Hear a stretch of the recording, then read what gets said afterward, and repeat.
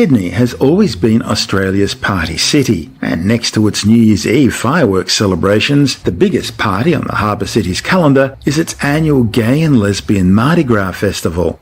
As part of this year's celebrations, Australia's national science agency, the CSIRO, has lit up its iconic Australian Square Kilometre Array Pathfinder radio telescope in a rainbow of colours. 6 of the 12-metre dishes located in the remote Western Australian outback are now each displaying a different colour of the rainbow against the backdrop of the Milky Way to mark the CSIRO's inaugural participation in this year's Mardi Gras parade. At least 50 CSIRO staff will march in the parade on March the 2nd, holding a giant DNA double helix, celebrating the organisation's commitment to diversity. The theme being Diversity is in Our DNA. Dr. Sarah Pearce, Deputy Director of CSIRO Astronomy and Space Sciences, says using the Australian Square Kilometre Array Pathfinder was appropriate because it points to the future of space research.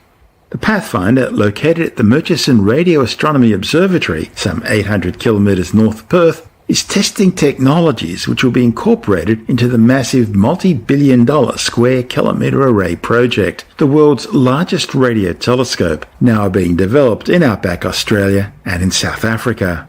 Pearce says the Pathfinder is used by a diverse group of astronomers from right around the world, so it's an appropriate setting for a rainbow display. We've lit up 6 of ASCAP dishes in rainbow colours, 1 colour per dish.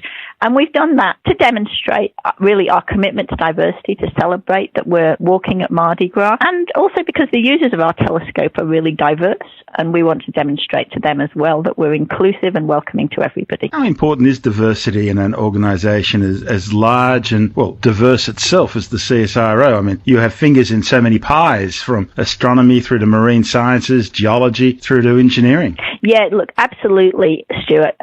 So CSIRO does a really wide range of science, and in order to attract and retain really the best talent internationally, I think we have to be, very welcoming. People have to be comfortable, able to bring their whole best selves to work. And there's also a lot of evidence that suggests that diverse teams are more innovative, and they make more revenue, and they're more effective. With ASCAP, how's that going? Where are we up to with that? ASCAP's in its commissioning phase now, so it's 36 dishes, and its innovative radio cameras are all starting to work together. But it's already delivered some really great science. For example, we've detected more than 20 fast radio bursts already with the telescope, even though it's not quite fully working yet. And of course, the good thing with ASCAP is you haven't got microwave ovens there to accidentally open up before they've finished cooking, so you're not getting any false readings.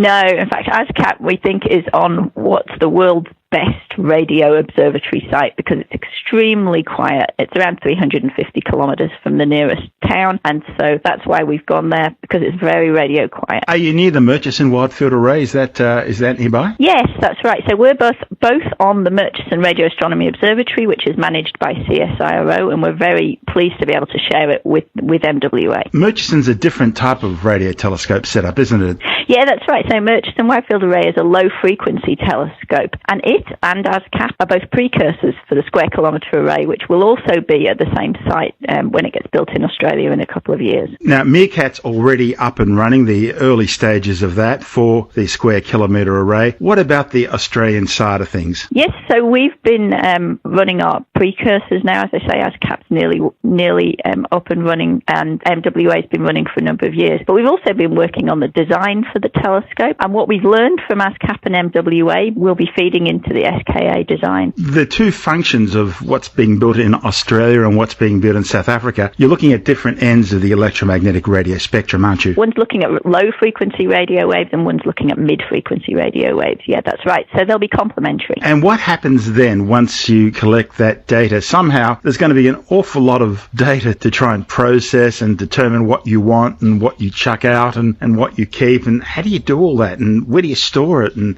how do you simply get that amount of data from one place to another? Yeah, look, ASCAP and SKA to come are absolutely data radio telescopes. You know, they're producing masses more data than we've been used to as radio astronomers. SKA will have an archive that's something like 200 or 300 petabytes of data a year. So solving that big data challenge is one of the key things we'll be working on over the next few years.